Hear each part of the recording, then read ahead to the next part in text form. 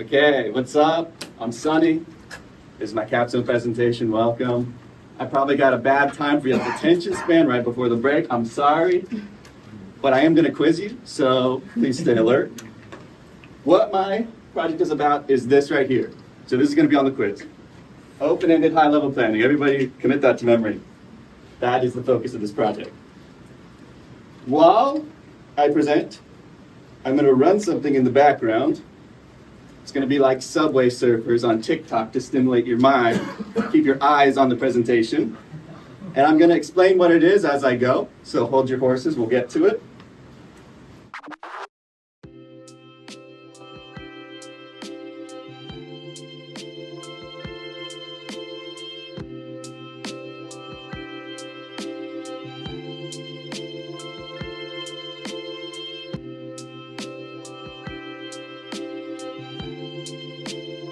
All right, without further ado, what is the holy grail of AI? For me, it's robots that can do, well, most anything, generally, in the real and open world. And two key characteristics are the set of performable tasks that the AI can do is open-ended, and two, the environment that it's in is open-ended. Those two things, very important. Now let's divide this into sub-problems. First, a robot needs low-level control. It needs to observe the environment and do very high-frequency, small motor actions. That's the first sub-problem. The second is it needs some form of like high-level planning, a higher vision to sequence its actions. I'm not a roboticist. I'm a linguist in this program. So we're not going to focus on the first sub-problem. We're going to focus on the second one, which, remember for the quiz, is what this project is about. Open-ended, high-level planning. I'm going to throw these two keywords on it too, 3D embodied and closed loop. Okay, so in order to work on this sub-problem, we need really an environment that has these three things. One is the open-ended one, because that's the holy grail. Two, it needs to be easily controlled because, like I said, I'm not the roboticist doing the low-level motor control. And three, it needs to be well known enough such that I don't really need to train my own model to acquire all the necessary information. Training a large language model on my own is intractable for the scope of this project, unfortunately. It also has to be 3D and real world in emulating, so very high expectations. Enter Minecraft. Minecraft is really the only 3D embodied simulation environment where all these things hold true. First, it's pretty open-ended. Two, it's, compared to robots, easily controlled. And three, it's very well known. And game knowledge is very prevalent in large training data sets. But there's one problem. Easily verified Minecraft tasks are too Minecraft specific. What do I mean by that? The measure of success of a real-world robot is not whether it can acquire a diamond pickaxe. So these easily verified problems, like the ones you can write a program to check, are not very applicable to the real world. Also, it's a closed set, right? There's only so many items in the game. It's not open-ended. So can we benchmark arbitrary task outcomes? Yes, tentatively. I have some research to tell you why. Here's how we do it. Vision language models are pretty good at scene understanding. Minecraft is pretty easy to look at and understand. And so we say, hey, robot, go do this and take a screenshot when you're done. We give it to the VLM and say, does this screenshot depict successful completion of the task, yes or no? That's the method. Does it work? Well, to prove this, or to tentatively verify this, we got 10 self-proclaimed Minecraft experts to fill out a survey for 52 screenshots, asking that question on a Likert scale of agree to disagree.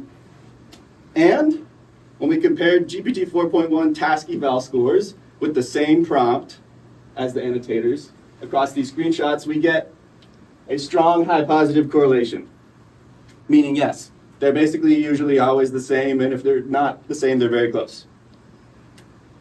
So great, we've solved that problem, but okay, Minecraft is relatively easy to control, but I still need to figure out a way to control it on a low level. So we need to abstract this low level control away so we can focus on what my presentation is about, the high-level open-ended planning. Enter SemanticSteve. What is SemanticSteve? SemanticSteve is a high-level Minecraft skill library that has, for now, currently, these 10 skill programs and 66 custom skill resolution cases. They're kind of like messages that get propagated to the LM to say, the smelting didn't go as well because blah, blah, blah. And this was a massive engineering effort, thousands and thousands of lines of TypeScript, probably the hardest part of all of this. All right, put your eyeballs on this right here. Take screenshot of. That's the important skill for enabling the whole thing. By expanding the set of benchmarkable outcomes to include anything that is describable and visible, we open the door to benchmarking extremely long horizon outcomes. Extremely long horizon. Important. Because our project is about open-ended, high-level planning. Especially extremely long horizon. Okay, thought. Humans don't plan out every detail of every moment. They plan abstractly with conservative detail until good immediate actions become clear. I have no idea what I'm going to wear on March 3rd, 2035. I just don't. A lot of robot, low-level planning plans out every step in full detail. That's not what humans do, okay? So that's the preface. Now we're going to talk about what is an OLTHAD. Well, it's this acronym I made up, but it stands for Open Language Task Hierarchy of Any Depth. And as you can see, this JSON has nodes, right? It's a tree. The nodes are tasks, and they can have subtasks. And so by virtue of this, it can be an infinitely nested tree, an infinitely deep tree, okay? Open Language Task Hierarchy of Any Depth. Okay, but what if I throw an SR in front of the acronym? What does it mean now? This is structured reasoning with OLTHADs, okay? SR. What is that? This is my algorithm, and here's how it works. Best way to explain it is with an example. So let's get an OLTHAD here, aka a starting task. Now, let's put this little diagram up in the corner to say, what is the flowchart of the algorithm? And another key concept is, this means what task we're considering, the task in question. First, the backtracker. Backtracker says, yo, should we give up or do something else instead of this? Nah, bro, this is our main task. We haven't even started. We ain't done yet. We hit the planner. The planner says, okay, there wasn't any plans. Let's add some. Now, the next most subtask in this plan can be broken down further. So in this case, we're going to recurse inward, meaning our task in question is now the child task. Recurse inward. And we're back at the start. We hit the backtracker again. The backtracker says, is it worth doing right now? He says, yeah. Planner says, okay, I think this would be a good plan for this task, right? We're going deeper, we're nesting. But this time, this next most subtask can be delegated to a low-level controller. It's basically a skill invocation, right? If this was SemanticSteve, it would be a call to a skill. And because it can be delegated, we delegate it. So we're in the act part of the algorithm here. And the robot moves, does some stuff. Now we hit the attempt summarizers, the third horseman of the sr-OLTHAD not apocalypse. It's not an apocalypse, I promise. And he says, here's what's important about how the attempt went, how the skill execution went. All right, now we're back at the start. Notice we didn't recurse inward or outward of the tree. We're back at the backtracker. He says, is this task still worth doing right now? Actually, no. It'd be better to grab that water bucket that we learned was in that chest instead of doing our current task in question. Let's backtrack the traversal and drop the task. So now we backtracked. Our task in question is the parent task. Back at the start, we hit the backtracker again. Backtracker says, no need to backtrack here. It's still our parent task. We're still going. Let's keep going. Planner says, let's update these plans now that we know about the water bucket. Bada bing, bada boom. You've got a closed loop planning system that revises its plans based on feedback. It doesn't plan with too much detail.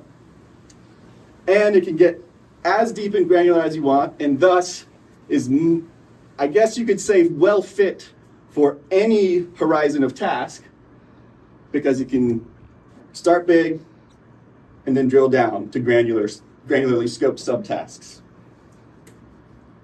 That's the teamwork that makes the dream work. All right, let's talk about some results. The task of take a screenshot of a trapdoor, 100% success rate. Oh, look, right here. Look at this OLTHAD. Look at this trapdoor that I just took a screenshot of. That was live. That could have failed. And that would have made my 100% success rate look really bad. Okay, take a screenshot of some stairs that you placed onto some cobblestone. Less good. It struggles. The SemanticSteve skills need some work with placing stuff like with like relative spatial kind of parameters. So not as good. And then take a screenshot of some smooth stone placed adjacent to a furnace. Pretty good. Smooth stone is actually really hard to get in the game relative to like a trapdoor. You need to, one, get a like pickaxes, then you gotta get stone, then you gotta get a lot of stone to get the furnace, then you gotta smelt the stone into a different type of stone, then you gotta smelt that into another different type of stone. A lot of steps. All right, next experimental question. What if we provide few-shot examples of good plans to the planner? And what if we retrieve these dynamically, fetching only the examples that are the most situationally relevant? Let's see. Okay, so inserting few-shot examples does increase task efficiency. As you can see here, it takes less skills to get to an outcome, and it takes less time. But it does not increase task success rate in a meaningful way. The VLM thought it was slightly better, but the VLM was kind of wrong, if I'm being honest. It's like subjective nuance, didn't have enough samples. They were on par, the success rates. Here's why, in my opinion. Because it's so good at realizing its mistakes, and SemanticSteve has those 66 like results messages, those custom results messages that say, hey, this didn't work because you didn't use these kinds of arguments. So all the premature skill calls that it makes, without getting good examples shown to it, are kind of recoverable from, right? And sr-OLTHAD backtracks, revises, and is a closed loop planner that is kind of robust to that, although it takes more time. So the plans, when we show it good examples, it's just more efficient. It gets to the right answer quicker. How do all the programs connect? In some fancy way that if you're a software engineer, you'll appreciate. But the crucial thing I want to point out is that these two things are standalone Python packages, okay? And this one is domain agnostic. It can plug into any environment. Yes, you have to provide it a little snippet about, hey, you are, doing a Minecraft thing in a Minecraft world, and here's some skills you can use. Yeah, you got to provide some information. But the algorithm, the package, doesn't care what you provide it. All right, since these are packages, you got to do this. You got to go to GitHub and give them a star. This is my final slide. And the quiz is, what was my presentation about? Somebody raise a hand, I'll call on you. Who's brave enough? Tab. Open-ended high-level planning. Correct. Open-ended high-level planning. Yes. Thank you, that's my presentation. Questions? So I'm a little bit confused about how it goes from the planner to actually acting. Is it like a certain number of like is it like once we're 3 deep in the plan, or does it get down to like a specific action where it's like, okay, this is one action we can do? Excellent question. If you get an action like this, you can break it down further. Right. If you get an action like this, you execute it. Pretty simple in this case. There are cases that sr-OLTHAD is theoretically and in practice functionally adaptable for, in which you don't have a skill calling system with a closed form syntactic language, right? And so detecting whether something is executable or not is actually kind of hard. And in that case, you would need a custom classifier to say, hey, this is granular enough to be delegated to the low-level control. But in our case with SemanticSteve, it's really easy. Han?